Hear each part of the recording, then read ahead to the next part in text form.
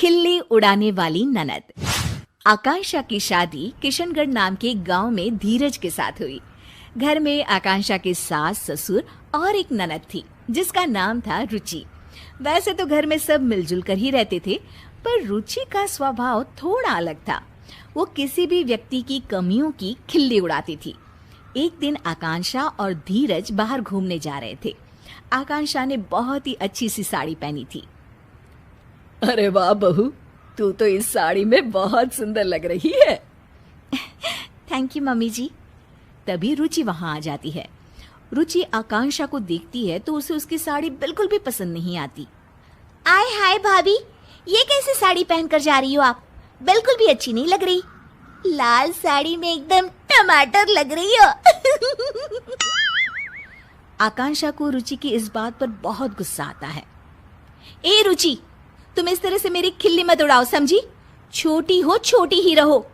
मैंने तो जो कहा सच ही कहा। जैसे कि ये जो झुमके पहने हैं ना, इतने भारी। ध्यान रखना भाभी, कहीं कान ही ना कट जाए।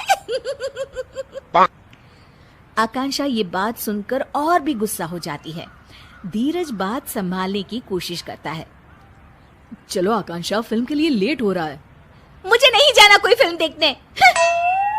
आकांक्षा नाराज होकर अपने कमरे में चली जाती है। उसके जाने के बाद सब रुचि को डांटते हैं। रुचि, तुम्हें बिल्कुल भी तमीज नहीं है कि किससे क्या बात करनी चाहिए। बस हर किसी का मजाक उड़ाती रहती हो। मैंने क्या कहा भैया? मुझे तो सच में भाभी के कपड़ों पर हंसी आई। फिल्म देखने से ज्यादा लग रहा था जैसे किसी शादी में जा रही थी।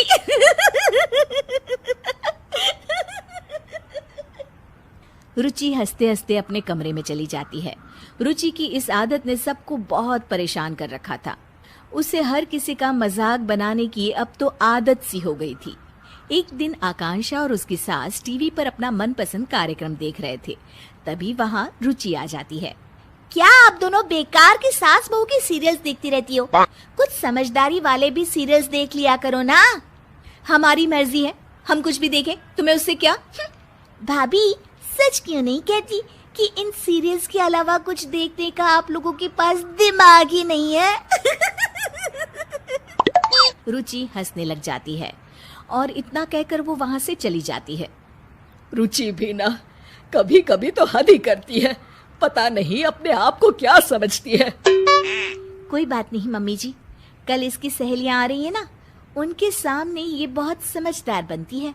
अच्छा सबक सिखाएंगी इसको।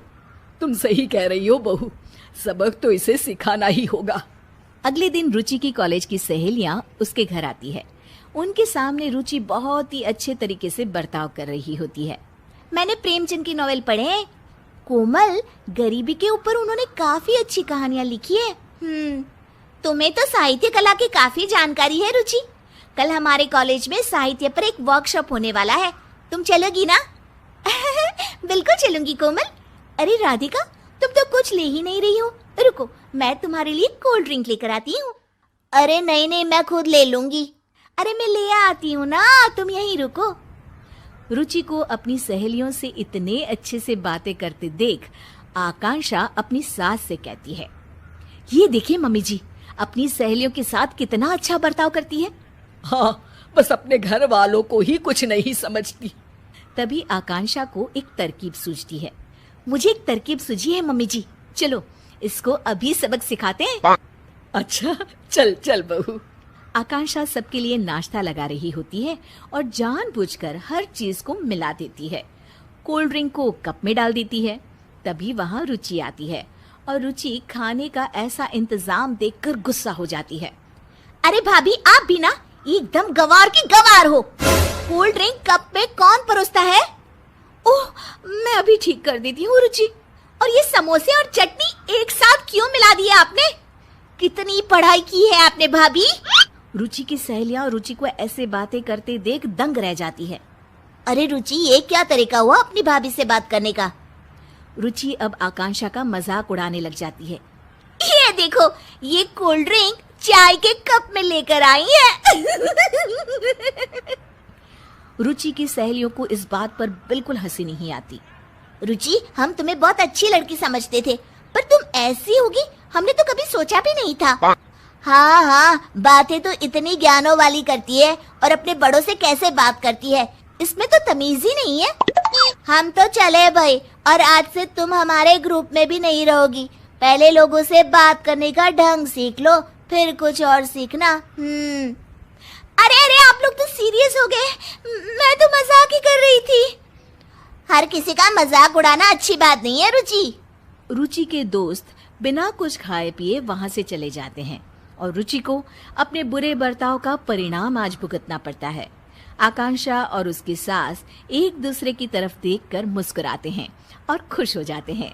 उस घटना के बाद रुचि सबसे अच्छे से पेश आती थी और उसने सबका मजाक उड़ाना भी छोड़ दिया।